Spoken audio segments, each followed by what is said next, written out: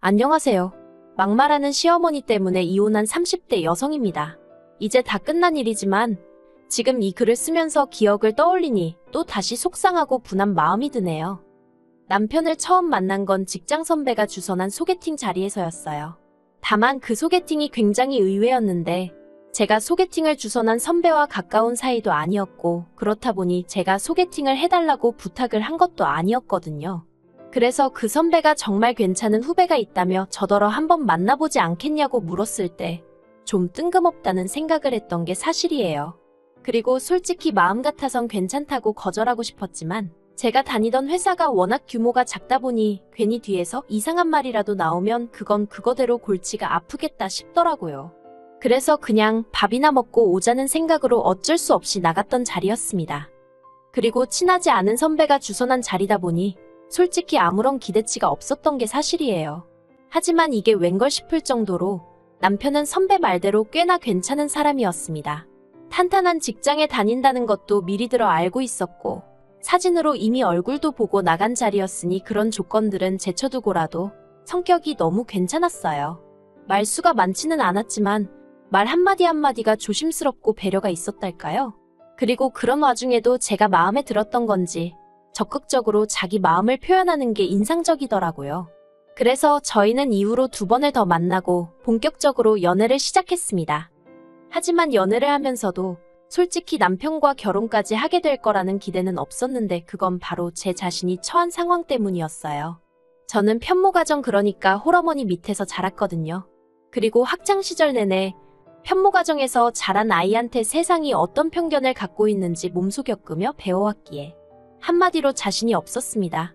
누군가 저를 단지 편모가정에서 자랐다는 이유로 싫다고 하면 제가 어떻게 달리 설득할 방법이 없다는 걸 너무나 잘 알고 있었으니까요. 그런데 이런 제 고민과는 별개로 남편은 시간이 흐를수록 결혼 이야기를 꺼내는 일이 잦아졌습니다. 우리가 결혼하면 애는 몇이나 낳자는 둥, 몇 살이 되면 서울 생활은 접고 어디 가서 살자는 둥. 그리고 그런 남편에게 저는 어떤 확답도 줄 수가 없었으니 답답하고 미안한 마음뿐이었네요. 그러다 우려하던 대로 남편이 정식으로 저에게 프로포즈를 해왔습니다. 그리고 저는 더는 숨길 수가 없었기에 남편에게 제가 처한 상황을 모두 솔직하게 털어놓았어요. 하지만 말없이 제 이야기를 한참이나 듣고 있던 남편이 그게 왜 문제냐고 반문을 하대요. 그리고는 자기도 편모가정인데 그러면 저희 어머니가 자기를 싫어하는 거냐고 묻는 거예요. 근데 저는 그때까지만 해도 남편이 제 기분을 풀어주려고 농담을 하는 줄 알았어요. 그래서 제가 농담하지 말라니까 그제서야 정말 진지한 얼굴로 사실이랍니다. 자기도 어머님이 혼자 자기를 키워주셨다고요. 다만 저와 남편이 처한 상황은 닮은 듯 달랐는데 그건 저희 친정의 경우 사별로 인한 편모가정이었고 남편 쪽은 이혼이었어요. 그래서 친정어머니는 그 어떤 도움도 받을 곳 없이 혼자 저를 키우셔야 했지만 남편은 아버님이 그래도 꼬박꼬박 양육비며 생활비를 보태주셨다는 거예요. 그래서 그 덕에 어머님은 아버님이 살아계시던 동안에는 계속해서 전업주부로 지내실 수 있었다고요. 아무튼 차이가 있기는 했지만 이런 이야기를 어디 가서 시시콜콜 할 것도 아니고 남들이 보기엔 똑같은 편모가정이었겠죠. 그리고 그래서인지 양쪽 어머님들 다 그 부분에 대해서는 크게 묻지도 따지지도 않으셨어요. 남편도 저도 어쨌든 서로의 처지가 비슷하니 동지애라고 해야 할지 누구보다 서로가 서로를 이해해 줄 수 있겠다 싶었죠. 그런데 본격적으로 결혼 이야기가 진행되던 어느 날 남편이 저에게 제안할 게 하나 있다고 했습니다. 그래서 그게 뭐냐고 물으니 결혼하고 딱 2년만 합가를 하면 안 되겠냐고 하대요. 아버님 어머님이 이혼하신 이후로 하루도 어머님하고 떨어져 있어 본 적이 없다며 갑자기 어머님 혼자 두고 나와 산다고 생각하니 여러 가지로 마음이 쓰인다면서요. 그리고는 대신에 원하면 저희 친정어머니도 인연을 모시고 살잡니다. 자기는 제가 원하면 그렇게 해줄 수 있다고요. 하지만 저는 친정어머니가 혼자 저를 힘들게 키우시긴 했어도 제가 성인이 된 이후로는 친정어머니께 짐이 되고 싶지 않아서 독립을 한 상황이었거든요. 그래서 굳이 친정어머니랑 다시 같이 살고 싶다는 생각은 해본 적이 없었습니다. 친정어머니도 이 나이에 다 큰 자식 뒷바라지 할 일 있냐며 합가에 히읗자만 나와도 손사래를 치시는 분이셨고요. 그래서 남편이 나름대로 해온 제안이란 게 솔직히 그다지 와닿지 않았어요. 그리고 남편도 그게 별로 효과가 없다는 걸 눈치챘던 건지 또 이런저런 이유를 갖다 댔습니다. 그리고 그 이유들 중 그나마 솔깃했던 게 어머님이랑 2년 같이 살면서 그 사이에 돈을 더 모아서 신축 아파트로 분가를 하는 건 어떻겠냐는 거였어요. 그래서 남편에게 져준다는 마음으로 알겠다고 했네요. 하지만 합가를 한 건 정말 제가 제 발등을 찍은 거나 마찬가지였습니다. 합가를 시작하기가 무섭게 어머님은 저희에게 생활비로 150만 원을 요구하셨거든요. 그리고 생각지도 못한 큰 액수에 제가 놀랐더니 어머님이 그럼 뭐 시애미 등골에 빨대 꽂고 살려고 그랬냐면서 염치도 없고 뻔뻔하다 하시대요. 정말로 여러 가지로 놀랐습니다. 결혼 전에는 한 번도 이런 말투로 저에게 말씀하신 적이 없으셨으니까요.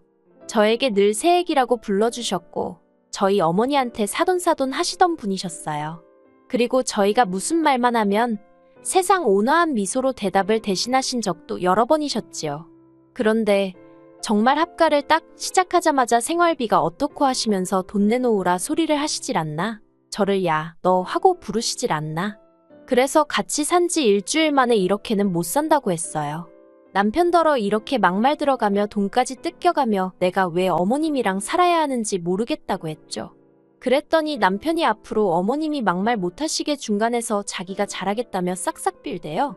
그리고 정말로 남편이 어머님께 뭐라고 이야기를 했는지 이후로 어머님이 생활비에 대해서는 입도 뻥끗 안 하시더라고요.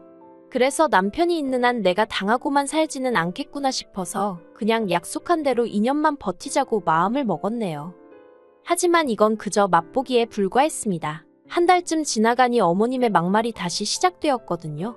제가 일일이 여기에 적질 않아서 그렇지 매일같이 어머님이랑 붙어있다가 어쩌다 한번 친정어머니라도 만나고 오면 그렇게 니네 엄마가 좋으면 아예 거기 가서 살지 내 집에는 왜 오냐고 하시질 않나. 여자가 돈 번다고 밖으로 싸도느라 살림을 그렇게 하면 남편이 바람펴도 할 말이 없다질 않나. 그리고 이때마다 자기가 막아준다며 호언장담하던 남편은 막아주긴커녕 저더러 왜 매번 어머님하고 부딪히는 거냐며 그냥 저더러 참으라는 소리만 해대기 일쑤였어요. 평생을 저렇게 사신 분인데 이제 와서 누가 어떻게 고치겠냐면서 그냥 한 귀로 듣고 한 귀로 흘리라면서요.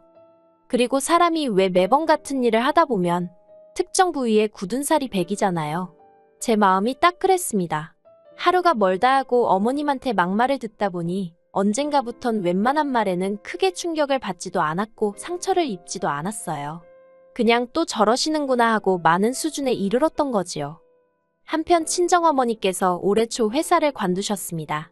정년퇴직까지는 아직 몇 년 더 남아있었지만 평생을 일만 하셨다 보니 이제 좀 쉬고 싶다고 하시더라고요. 친정어머니 표현을 빌리자면 그나마 관절이 쓸만할 때 여기저기 놀러도 다니고 누구 엄마가 아닌 여자 누구누구로 살아보고 싶다면서요. 그리고 저는 그런 친정어머니의 결정을 응원하고 지지해드렸습니다. 어머니가 원하시는 건 뭐든지 해보시라고요. 그런데 이 이야기가 보나마나 남편을 통해서였겠지요. 어머님 귀에도 들어간 모양이었습니다. 저녁 식사 자리에서 어머님이 저더러 니네 엄마 회사 관두냐고 물으시대요. 참고로 니네 엄마 소리가 거슬렸지만 하루 이틀 일도 아니라서 그냥 그러려니 하고 말았어요. 제가 네 하고 대답하니 관두고 뭐 한대냐며 또 물으시길래 여행도 다니시고 좀 쉬고 싶으신가 봐요 했어요. 그랬더니 어머님이 표정을 싹 바꾸시며 말씀하시길 다 늙어서 그게 무슨 추태냐입니다. 저는 제 귀를 의심했어요. 평소에 어머님이 언행이 고우신 분은 아니셨고 그래서 뭐 좋은 소리가 나올 것 같지는 않았지만 그래도 추태라니 기분이 확 상했지요. 그래도 여기까지도 그냥 꾹꾹 눌러 참았지 뭐라 따지고 들지는 않았습니다. 그냥 빨리 대화를 끝내야겠다는 생각뿐이었던 것 같아요. 그런데 어머님께서는 계속해서 가짠타는 표정으로 니네 엄마는 어디서 돈이 나서 그런 생각을 하는 거냐며 저더러 친정에 몰래 돈 주냐입니다.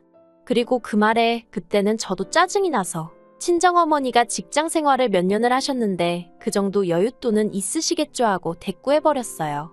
그랬더니 어머님이 하시는 소리가 야 니네 엄마 암만 해도 남자 생겼나 보다며 노망난 거 아니냐는 거예요. 정말 그 순간 너무 화가 났어요. 그래서 버릇이고 나발이고 그런 건 생각도 못하고 어머님한테 무슨 말씀을 그렇게 하시냐고 소리를 질렀습니다. 일평생 남한테 손 한 번 안 벌리시고 열심히 사신 분이라고 당신 능력으로 뭘 하고 사시든 어머님이 간섭할 일이 아니라고요. 그리고 저희 어머니가 뭘 하시던 이렇게 뒤에서 남 욕이나 하는 어머님보다는 훨씬 낫다고 해버렸습니다. 그랬더니 뭐 난리가 났지요. 정말이지 어머님이 저한테 세상에 온갖 연자 들어가는 욕은 다 하시더라고요. 그리고 그때 퇴근한 남편이 집안에 들어섰고 눈치가 있으니 분위기가 살벌한 걸 금세 알아채더라고요. 저더러 무슨 일이 있었냐길래 어머님한테 들으라고 했습니다. 기분 나빠서 입에 담기도 싫다고요. 그랬더니 어머님이 또 저러더 미친모라며 욕을 퍼부으셨는데 제가 남편더러 당장 다음 주에라도 분가하자고 그거 아니면 그냥 갈라서자고 해버렸습니다. 그랬더니 남편도 이번엔 사태의 심각성을 느꼈는지 어머님더러 도대체 무슨 소리를 하셨냐고 언성을 높이더라고요. 하지만 남편이 어머님한테 뭐라건 간에 저는 도무지 분한 마음을 삭힐 수가 없었습니다. 그래서 방으로 들어가 여행용 가방에 무턱대고 제 짐을 챙기기 시작했어요. 분가까지는 얼마 남지 않은 시점이었지만 그때까지 이 집에 있다간 분가하기 전에 내가 미치거나 죽거나 둘 중 하나겠다 싶었으니까요. 그래서 아무렇게나 짐을 싸서는 방문을 열고 나왔어요. 그랬더니 남편이 이건 또 뭐냐면서 저더러 제발 좀 참으랍니다. 그리고는 한다는 말이 그냥 어머님이 원래 입이 거칠어서 하신 말이지 진짜 장모님더러 노망났다고 한 소리가 아니라는 궤변을 늘어놓대요. 그래서 됐다고 했습니다. 어머님도 당신도 지긋지긋하다고 같이 안 살겠다고요. 그리고는 뒤도 안 돌아보고 친정으로 왔어요. 친정어머니는 저를 보고 깜짝 놀라신 눈치였습니다. 조심스레 저더러 남편하고 싸웠냐고 물어보시는데 저도 모르게 눈물이 터져나오대요. 그간의 서름이 밀려 올라오는 것 같았거든요. 하지만 차마 어머님이 친정어머니께 하신 막말은 전할 수가 없어서 그냥 맞다고 남편하고 싸웠다니까 원래 부부끼리는 다투기도 하는 거라면서 기왕 왔으니 마음 달래고 가라는 거예요. 그리고 그런 친정어머니의 위로에 전 또 한바탕 울고 말았죠. 그리고 이튿날 저는 회사에 병가를 내고 친정어머니랑 같이 있었어요. 그런데 남편이 회사에 전화를 해본 건지 어떻게 제가 집에 있는 걸 알고는 찾아왔더라고요. 저더러 얘기 좀 하자길래 친정어머니가 걱정하실까봐 집 밖으로 제가 나갔습니다. 그랬더니 남편이 미안하다면서 어머님도 미안해하고 계시다고 이제 그만 집에 가자대요. 그래서 제가 됐다고 했습니다. 그냥 우리 이쯤에서 깔끔하게 헤어지자고 했어요. 밤새 생각해봤는데 어머님만 봐도 역겹고 소름 끼쳐서 이제 두 번 다시 뵙고 싶지 않다고요. 그랬더니 남편이 그새 지 성질을 못 감추고 어떻게 며느리가 돼서 시어머니더러 그렇게 말을 하냐입니다. 그래서 제가 니네 엄마도 우리 엄마한테 노망났네 어쩌네 막말을 하는데 나는 왜 하면 안 되냐고 받아쳤습니다. 그랬더니 그래도 너는 며느리잖아 하는데 답이 없다 싶더라고요. 그래서 남편하고는 결국 이혼을 하게 되었습니다. 그런데 말이 이혼이지 서류상으로는 처음부터 남남이었어요. 다행이라고 해야 할지 합가하는 동안에는 어머님이 남편 돈은 당신이 관리하겠다고 하도 우기셔서 아예 돈 관리는 따로 하고 있었거든요. 그리고 상황이 그렇다 보니 제 돈은 제가 관리하게 되었고 그래서 뭐 혼인신고를 안 했어도 딱히 불편한 게 없었달까요? 그런데 그게 이렇게 도움이 될 줄은 몰랐죠. 그리고 인생은 새옹지 말하더니 어쨌든 남편과 헤어지고 나서 여러 가지로 힘들어하던 저에게 좋은 일이 찾아왔습니다. 그동안 악착같이 모은 돈에 친정어머니가 얼마 보태주셔서 그걸로 청약을 신청했는데 운 좋게 당첨이 되었어요. 마지막 미분양 물량이라고 딱 두 채가 풀렸던 집이었는데 그리고 유치하지만 저는 그 소식을 남편에게 알렸습니다. 직접은 아니고 소개팅을 주선했던 선배의 입을 빌려서요. 그랬더니 남편이 원래대로면 우리가 함께 살 집이지 않았겠냐며 이걸 계기로 다시 새 출발을 해보자는 개소리를 하대요. 원하면 장모님을 모시고 살아도 좋다나요? 아이고 됐습니다. 가서 니네 엄마 입단속이나 하세요.